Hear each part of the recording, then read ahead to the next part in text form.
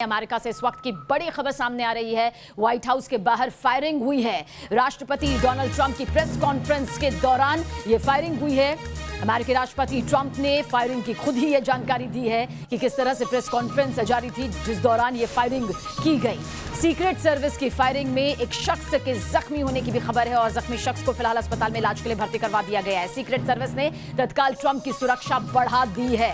इस वक्त की बड़ी खबर, राष्ट्रपति डोनाल्ड ट्रंप की प्रेस कॉन्फ्रेंस के दौरान फायरिंग हुई है और इसकी जानकारी खुद अमेरिकी राष्ट्रपति ट्रंप ने दी है।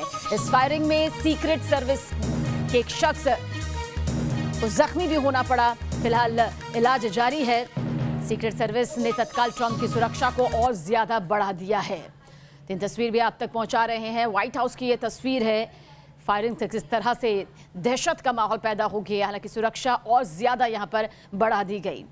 हमारे वरिष्ठ सहयोगी विकास चंद्रा ज्यादा जानकारी के लिए हमारे साथ मौजूद हैं। विकास, आपसे समझना चाहेंगे किस तरह से ये पूरी फायरिंग यहाँ पर हुई और इसको लेकर क्या कुछ अपडेट है? ये देखिए, काफी दिनों से अमेरिका में इस तरह के वारदात हो रहे हैं और खासतौर पे डोनाल्ड ट्रंप की अगर हम बात करें तो आपको याद होगा कि जब ये श्वेत और अश्वेत का मामला आया था तो अप्रत्याशित घटना हुई थी और ट्रंप को बंकर में ले जाना पड़ा था सुरक्षा अधिकारियों को। अब उनकी ब्रीफिंग हो रही थी और उस दरमियान ये व्हाइट हाउस के पास फायरिंग हुई, जिसके बाद उन्हें कुछ देर के लिए पोडियम से उतारना पड़ा। सुरक्षा अधिकारियों ने डोनाल्ड ट्रंप को पोडियम से उतार दिया। हालांकि बाद में फिर से उनकी ब्रीफिंग शुरू हो गई और तुरंत यूएस सीक्रेट सर्विस के जो लोग हैं उन्होंने कार्रवाई की और जो आरोपी है बताया जा रहा है उसको गोली मार दी गई। वो घायल अवस्था में उसे अस्पताल ले जाया गया, यानी स्थिति को नियंत्रण में कर लिया गया। इसकी जानकारी खुद राष्ट्रपति डोनाल्ड ट्रंप ने दी। उन्होंने धन्यवाद किया सीक्रेट सर्विस के अधिकारियों का और कहा कि एक व्यक्ति को अस्पताल भी ले जाया गया है। तो ये हालांकि अगर देखें तो तुरंत एक्शन हो गया, सीक्रेट सर्विस के लोगों ने एक्शन कर ली, जो आरोपी है उसको काबू में कर लिया।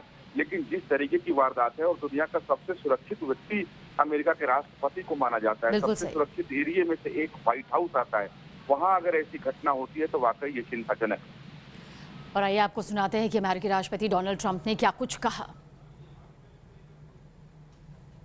There was a shooting outside of the White House and seems to be very well under control. I'd like to thank the Secret Service for doing their always quick and very effective work. But there was an actual shooting and somebody's been taken to the hospital. I don't know the condition of the person. It seems that the person was shot by Secret Service. So we'll see what happens.